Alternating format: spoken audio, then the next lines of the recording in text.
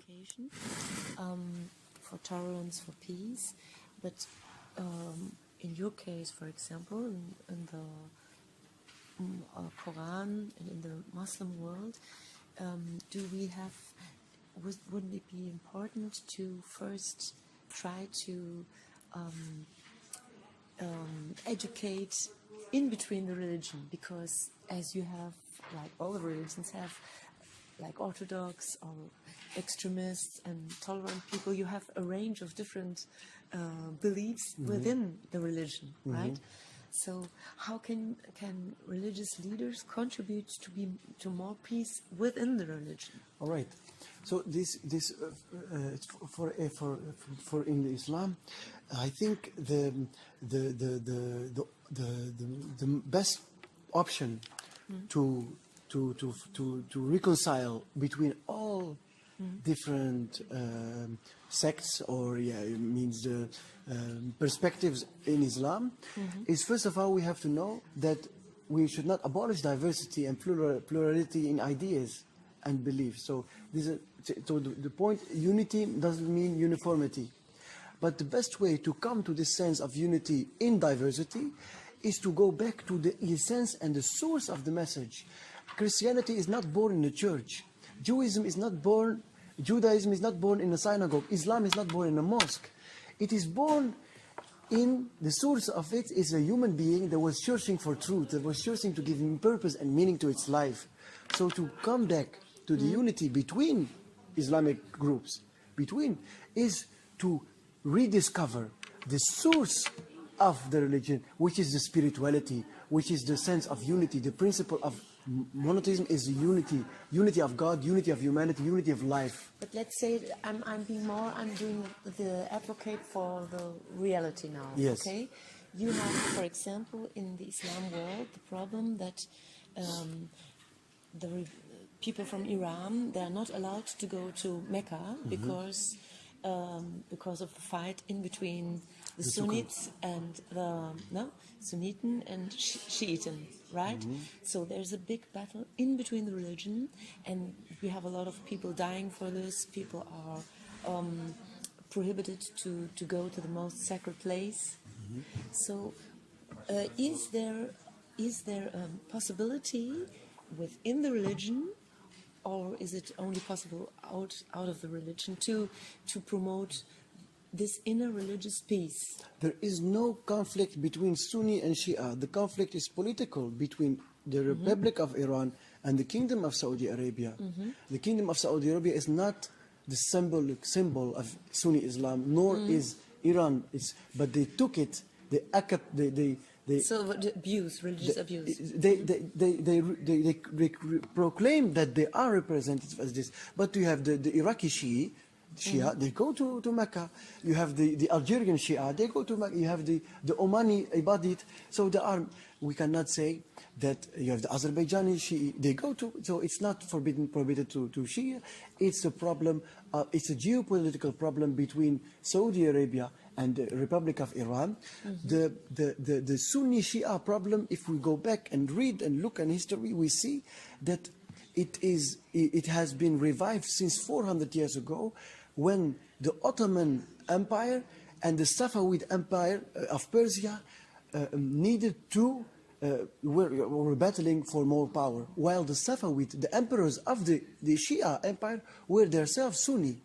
But they found partnership and an alliance with the Shia mullahs. So we see the problem is when religious people start to use their authority for political ends, then we have a problem.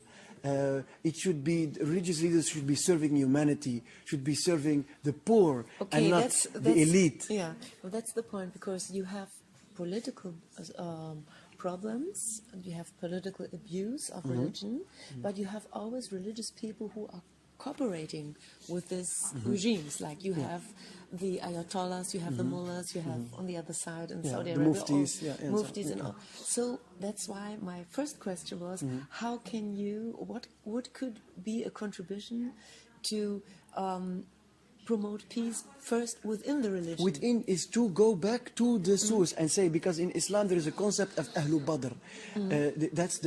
Those are the first Muslims that lived with the Prophet Muhammad and even were martyred. And in that time, the first 12 years, there was no Quran book, in the sense of a book. There was no Hadith, science of jurisprudence and Islamic law. There was no prayer, even daily prayer.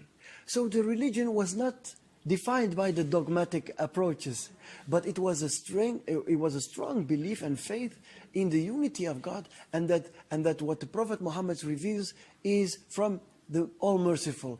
This was this sense. There was the first Muslims. There were no Sunni, no Shia. There was not this. The diversification, and you can see it back to our religions, are created and popped up afterwards when people tried to reinterpret the revelation, the religion, to put it in their time, because the time differs. So if we want to find a solution and unity between these different sects, between Islam, for example, we have to go back to this Islam of Badr, the first 12 years of Islam, when there was no dogma.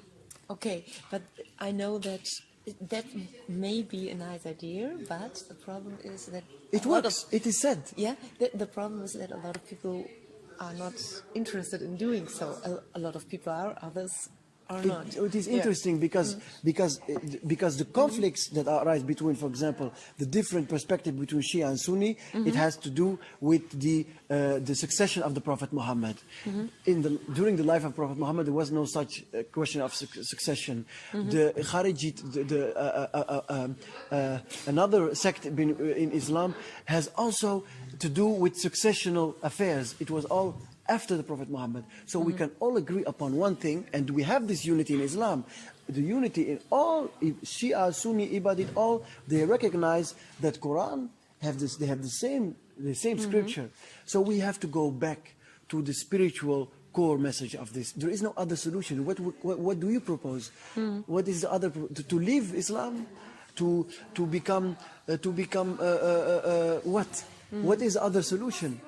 Maybe you can just, for the last question, you can just describe what are you doing in the Netherlands? You told in the initial, you were working for a NGO. Yes. Yeah, maybe what is your work there? What we do in the Netherlands is maybe exactly what you're asking the question, to go for a sense of unity. We are creating houses of peace, schools of peace, so elementary schools also.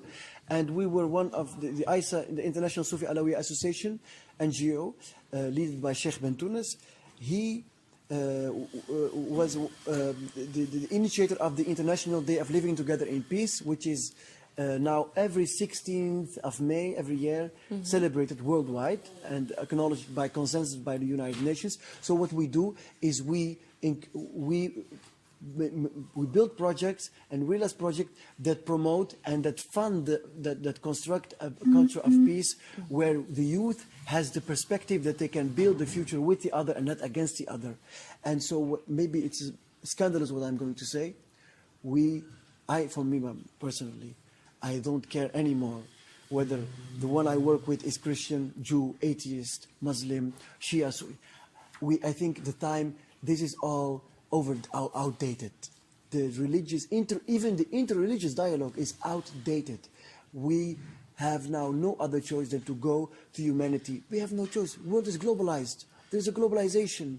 And the challenge of nowadays is that this globalization that is only economically driven and profit driven, we should whisper and we should insufflate soul and spirit in this globalization. If not, then we will be passed by the economical and political powers.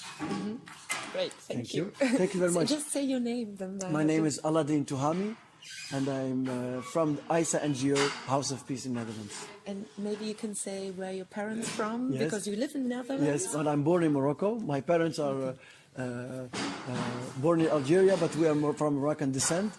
And I'm born in Morocco, and I live in Netherlands since a toddler. Yeah. Right, thank you very much. Thank you. Thank you. Maybe I didn't answer all questions, I don't know. No, it's okay, it's okay. Great. Okay, cooperation, for tolerance, for peace. But in your case, for example, in the Quran and in the Muslim world, wouldn't it be important to